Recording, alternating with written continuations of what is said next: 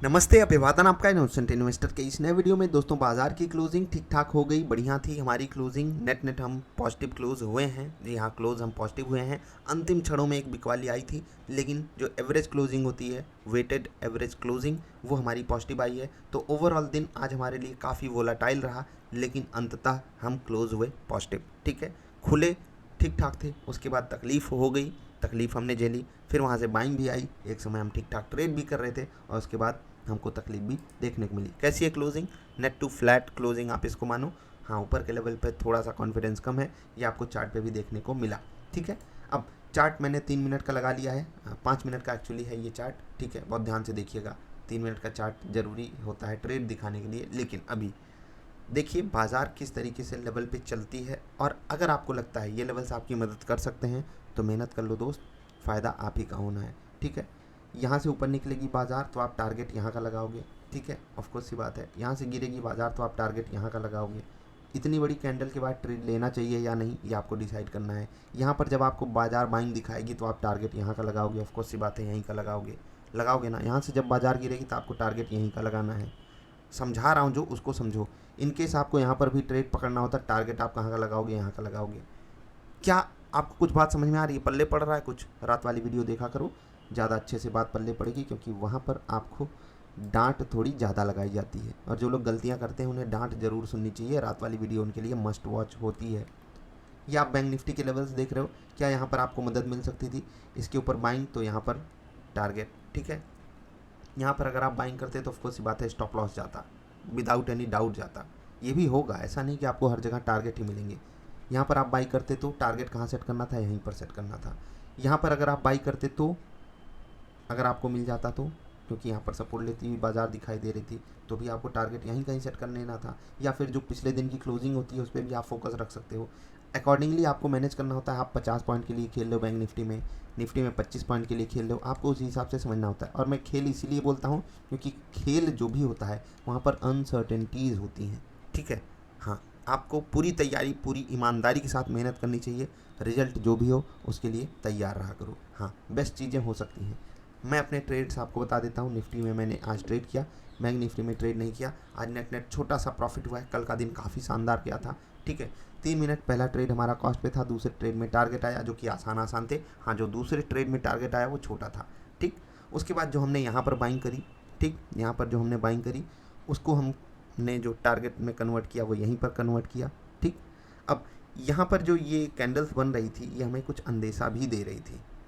फिर हमने जो यहाँ पर सेल साइड का ट्रेड लेना था। ये 5 मिनट की कैंडल है, मैंने क्वांटिटी कम ही रखी थी क्योंकि ये बड़ी सी कैंडल बन गई थी, लेकिन वो कन्वर्ट हो गया स्टॉप लॉस में। दोबारा यहाँ पर बाइंग हुई और वो बाइंग कन्वर्ट हुई टारगेट में। यहाँ हम पार्टिसिपेट नहीं किए, यहाँ पर करना चाहते थे लेकिन नहीं किए। क्यों?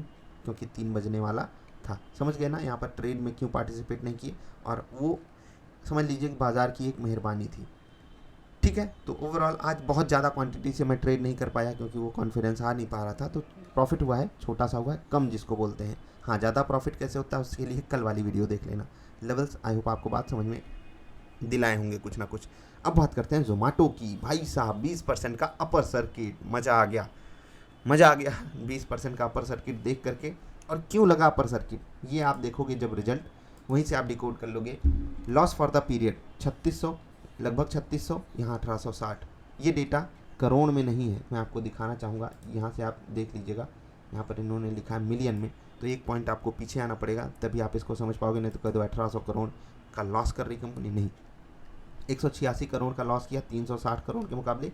यहाँ पर भी 360 करोड़ का लॉस था।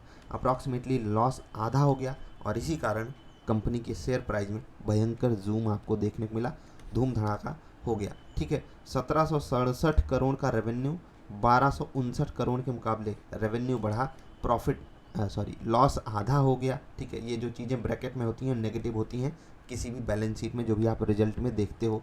ठीक है, आई होप आपको बात समझ में आ गई होगी। ओवरऑल रिजल्ट से मैं भी मतलब एक बार के लिए ये फील कर सकता हूँ, चलो यार कंपनी उस ट्रैक पे है कि प्रॉफिट में आ जाएगी। लेकिन ये जो कारनामे आकर के कर देते हैं, ब्लिंकिट खरीद लेंगे, कुछ ऐसे कर देंगे वैसे कर देंगे, वो मतलब होता है ना कि बहुत लंबा वाला कॉन्फिडेंस नहीं दिला पाता। मैंने यहाँ पर कोई पार्टिसिपेशन नहीं दिखाया। आप में से जो भी लोग यहाँ पर पार्टिसिपेट किए हों, इन्जॉय करिए प्रॉफिट भाई साहब, मज़ा ही आया होगा। अगर मेरी रडार पे ये स्टॉक होता तो मैं अगर beta candle trading setup use करता, ठीक है, तो यहीं ये जो आप कैंडल देख रहे हो ना रेड, यहाँ पर मेरे पास बाइंग की अपॉर्चुनिटी थी। क्यों? व्हाट इज ट्रेडिंग सेटअप वाली वीडियो देखो, और उसके बाद ये जो बड़ी बड़ी कैंडल्स बनी हैं इनमें आप पूरा पार्टिसिपेट कर पाते। मैं खुद नहीं कर पाया तो आपको बता रहा हूँ कर पाते।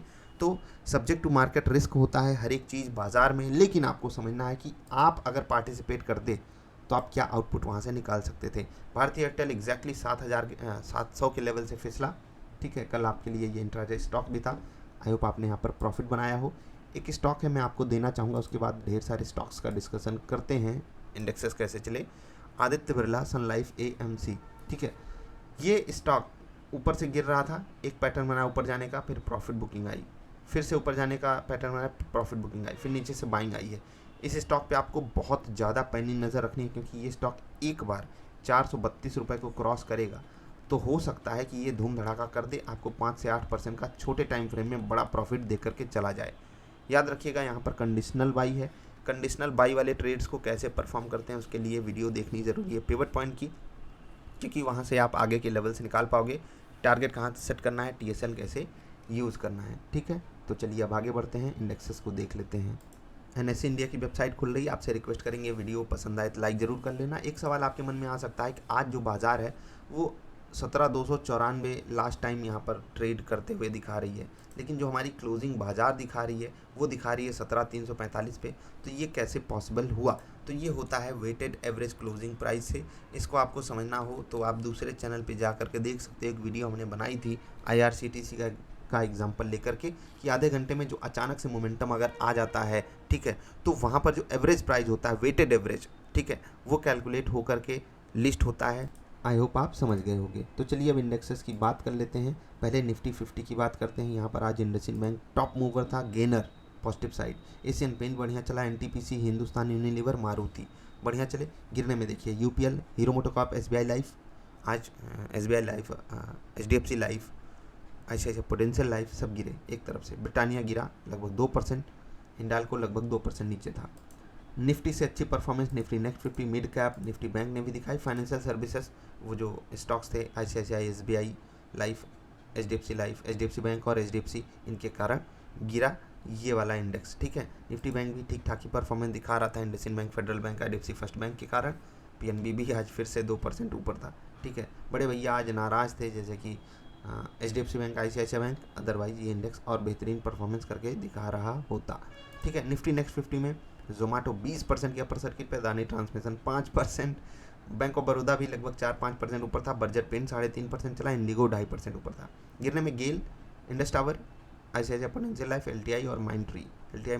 नज़र रखिए, नज़र इन स्टॉक्स पे आपकी होनी चाहिए लॉन्ग टर्म के लिए। क्यों होनी चाहिए डिस्कस करेंगे जल्दी। खरीद मत लेना कहने से तरीके लगाया करो, ठीक है। तो अभी तो आपसे विदा लेने का समय है। ओवरऑल दिन बाज़ार के लिए अच्छा गया है। कल हम संकेत कहाँ से लेंगे वो तो आपको पता है, और ज़रूरी था ये पॉज, ये रुकावट ज़रूरी थी हमारे लिए, क्योंकि अचानक से अगर हम ऐसे भागते जाएंगे, टाइम करेक्शन देंगे नहीं, तो रिस्क हमारा बढ़ता जाता है, ठीक है। हाँ, कुछ लोग कह रहे थे कि सर आप बता रहे थे कि PCR हमारे फेवर में नहीं है। भाई देखो, RSI हमेशा ऐसे नहीं बता देगा आपको कि PCR हमारे फेवर में है या नहीं, उसके लिए आपको ऑप्शन डेटा समझना पड़ेगा। RSI से आप ओवरसोल्ड और ओवरबॉट जोन को समझते हो। हाँ, यहाँ पर कुछ लोग कह रहे हैं कि अभी ओवरबॉट नहीं हुई है बाज़ार, तो ठीक है, वो आपका मानना है, लेकिन ऐसा नहीं आप कर सकते ना कि इतना बड़ा रिस्क ले लो यहाँ पर, कितने बड़े मोमेंटम के बाद हम विदाउट स्टॉप लॉस या फिर बड़े वाले स्टॉप लॉस के साथ ट्रेड कर रहे हैं। ऐसे आपको नहीं करना है। स्टॉप लॉस लगाना है, उसके लिए आपको बिल्कुल तैयारी बना करके भी रखनी पड़ेगी। स्टॉप लॉस नहीं लगाओगे तो तकलीफ ही होगी, समझ गए। तो चलिए अभी विदा ले रहे हैं, रात वाली वीडियो में आपसे मुलाकात करेंगे। बाज़ार ओवरबॉट जोन के करीब है, भले ही नहीं है। पुट कॉल रेशियो अभी ऐसा आपको मैं नहीं कह सकता कि वो हमारे फेवर में चला जाएगा इतनी आसानी से। उसके लिए या तो बाज़ार टाइम करेक्शन दे या फिर एक डिप ले, दोनों ही केसेस में हमें सावधान रहने की ज़रूरत है। लगातार बोल रहा हूँ, दूसरा दिन है तो देखते हैं यार क्या होता है। रात वाली वीडियो में डिस्कशन करेंगे कहाँ खुलेगी बाज़ार, और जो कल के इंपॉर्टेंट लेवल्स रहेंगे जहाँ पर बाज़ार रुक सकती है, जहाँ पर बाज़ार सपोर्ट और रेजिस्टेंस प्राप्त करेगी, उसके लिए आपको इंतज़ार करना होगा रात वाली वीडियो का। अभी आपसे विदा लेते हैं, नमस्कार।